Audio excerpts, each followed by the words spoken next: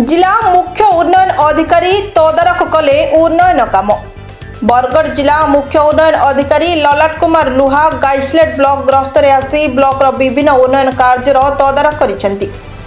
एथिरे जामुडपल्ली ग्राम पंचायत ग्रीनडोल माल रे छतु चाष तथा स्वयं सहायिका दल लुगाबुणा कार्य, कटाबाहाल ग्राम पंचायत कुलियारी ग्राम मनरेगा योजना रे चलिथिबा पोखरी खनन काम, केनाल काम, असंपूर्ण होई पड़िथिबा ग्रामीण उद्यान, ग्रामीण हाट, देवता गुड़ी नाला, बुड़ाराजगुड़ी ग्राम पंचायत कार्यालय गृह, शवदाह गृह निर्माण आदि कार्यगुड़िक उपरे आलोचना करा जाई तदारख करथिले।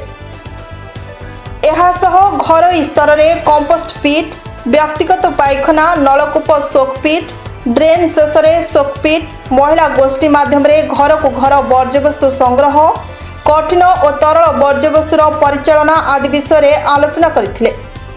कार्यक्रम में अतिरिक्त कार्यनिर्वाही अधिकारी सूरज कुमार पट्टनायक, बीडीओ लक्ष्मण माझी, अतिरिक्त बीडीओ भीष्म माझी, जिला परिमल परामर्शदाता मधुसूदन सेठी उपस्थित थिले।